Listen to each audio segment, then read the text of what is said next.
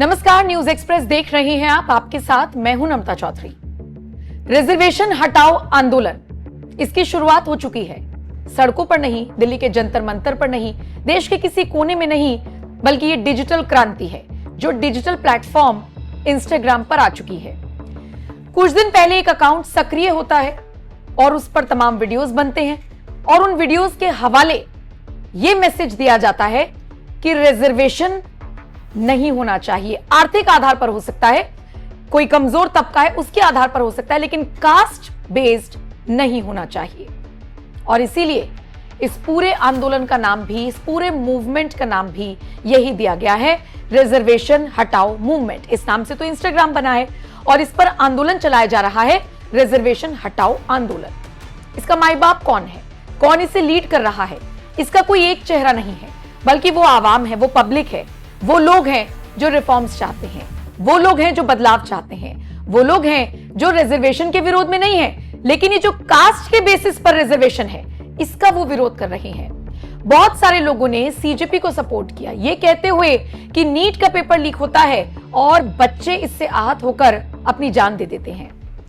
इन बच्चों ने, जिन्होंने ये नया आंदोलन शुरू किया है, इनका तर्क ये है कि आंकड़ा निकाल कर देखो। आंकड़ा ये कहता है कि जनरल कैटेगरी के बच्चे और जनरल कैटेगरी के वो बच्चे जिन्होंने अपनी जान गंवाई, उनका आंकड़ा ज्यादा है जो इस रिजर्वेशन के चक्कर में अपनी जान गंवा बैठे। एक आदमी के माइनस में नंबर जा रहे हैं, या सोचिए 40 नंबर जा रहे हैं, और एक 89 या 90 नंबर लेकर आ रहा है, लेकिन चूंकि कास्ट सर्टिफिकेट सामने वाले का उसे ये अलाउ करता है कि उसे ज्यादा तवज्जो दी जाएगी।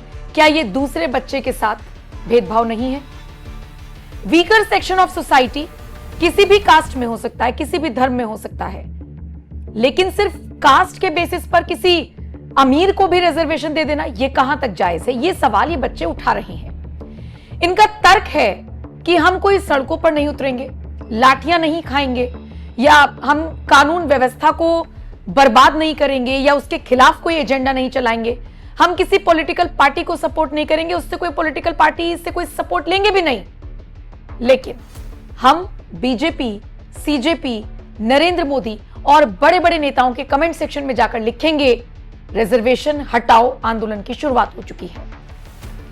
इस पेज से, ये जो पेज इंस्टाग्राम पर बनाया गया है, इससे कई सारे वीडियोस शेयर किए गए हैं और इनमें जो प्रमुख तौर पर लड़का नजर आ रहा है, उसने बाकायदा सवाल पूछे हैं आरएसएस से भी।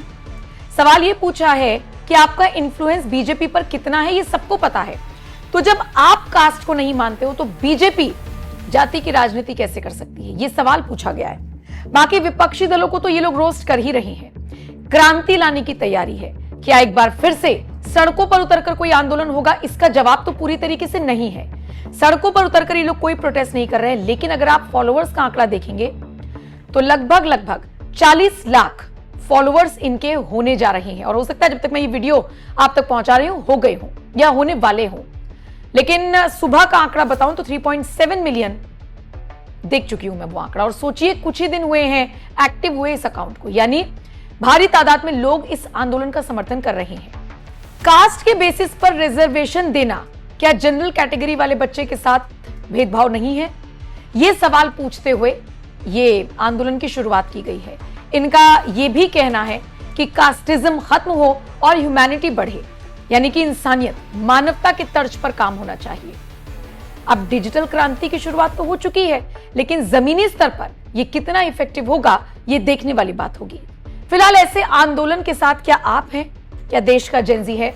कमेंट सेक्शन में आप अपनी राय जरूर दें और बाकी खबरों के लिए न्यूज एक्सप्रेस देखते रहिए।